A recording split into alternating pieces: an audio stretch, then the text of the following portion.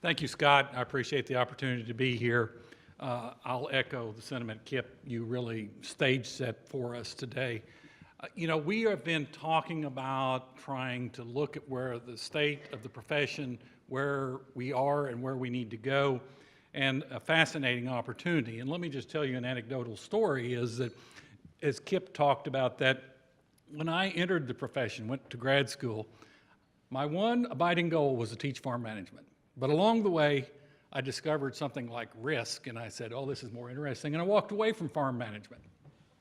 I think what we're talking about today in part is the fact that this is an area that was not considered sexy in our profession for a long time, but I think moving forward, it's going to be one of the most fascinating and sought-after areas in the future.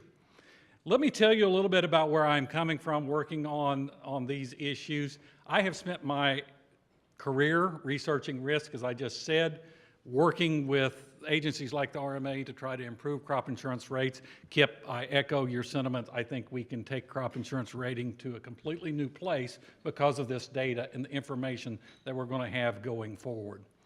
I have spent time on Capitol Hill as a chief economist and had an opportunity to see the policy process both inside and outside. Last year was very fortunate to be a part of the CFAIR Big Ag Data Steering Committee and developing a report thinking about these issues that has been released. Worked with the profession. Last year we had a pre-conference that sold out in like 2 weeks on these topics. There is a great deal of interest in our profession. And I'm a board member for the Ag Data Coalition, which is an affiliation of a number of farm groups, agribusiness firms, and universities looking at the question of how does one manage all of this data. So this kind of informs some of my thinking of what I'm going to present. I pulled from an ERS report, the adoption. Kip has a report from Purdue University that conveys much the same thing, that we are seeing adoption of a lot of this technology come along at varying rates in different commodities, but nonetheless a great deal of interest and uptake of these technologies. We also see the Ag Fund or Ag Tech Investing Report said that approximately $1.4 billion was invested in two of the primary categories related to this topic in 2015 alone. So I want to pull a little bit from our report, and you see my co-authors there in talking about this issue. And I want to stage set a little bit for what I think is going to come afterward and connect to a lot of other thoughts. And one is we're going to talk a lot about on-farm, precision agriculture, those kind of issues. But that is only one segment of what we're talking about here. And I think we've touched on it, but I want to really reinforce this. We're going to see this data all through the supply chain. This data is going to connect the consumer to the producer in ways that it never has before. It's going to affect market structure. It's going to affect food traceability. It's going to allow sustainability measures and verifications. And so we're going to see impacts not just at the farm level, not just at the consumer level. And really my first introduction to this topic was years ago when consumer scanner data first became available. And so ERS has been working on scanner data for decades. And so this really isn't something new at that level. We struggled when we wrote that report how to define what is big data.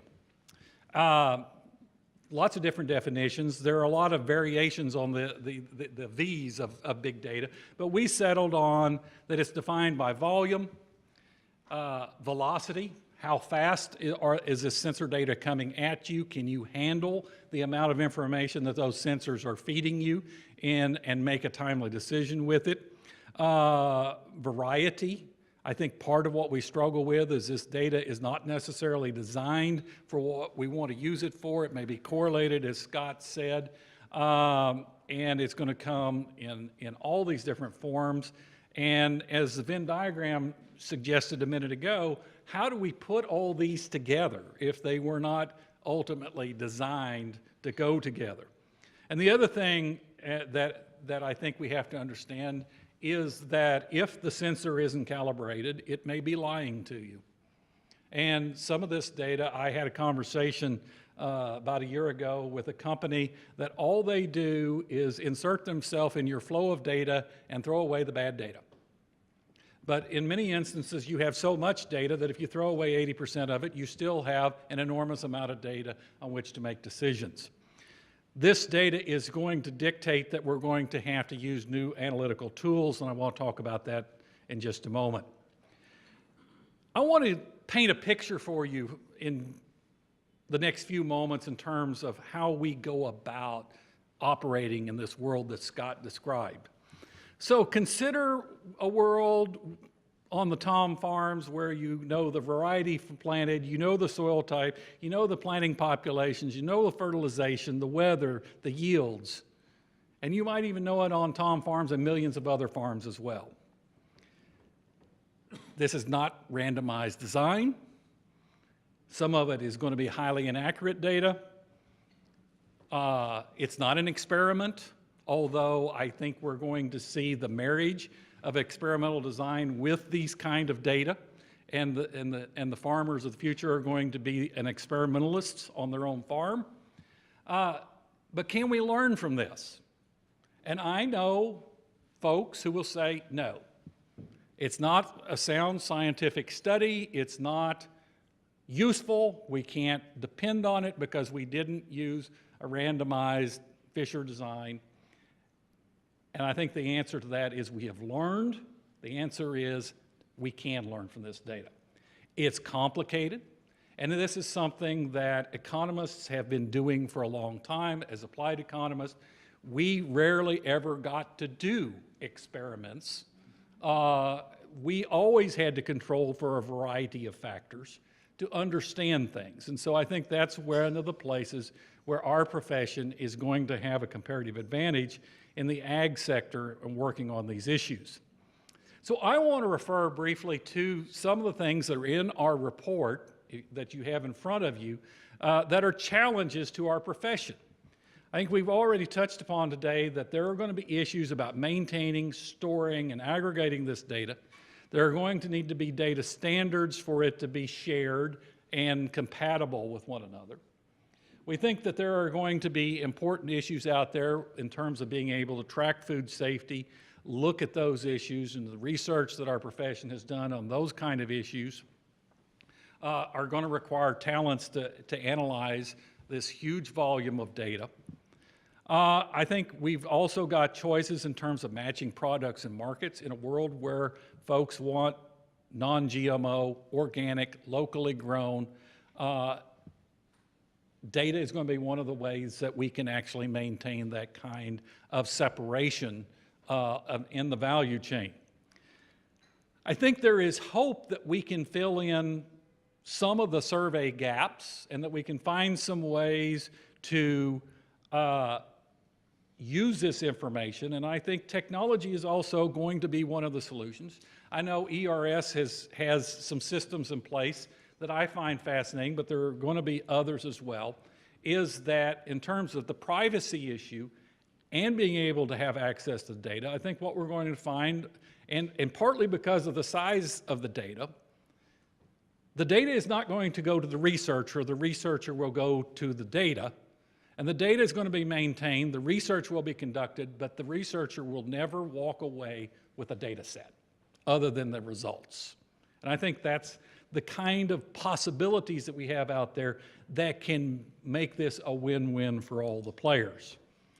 I think one of the things I want to remind you of, and I teach my students in my policy class, that they need to think about why do we have NAS and why do we have ERS collecting this information? And the real intent in the beginning was to balance out asymmetric information. And there is value to this data, and there's value to making it freely available.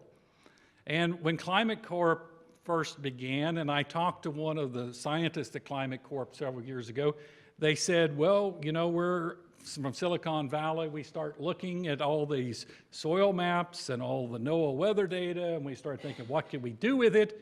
And lo and behold, you have a company that was worth almost $1 billion, and I think it had about 45 employees when it was sold.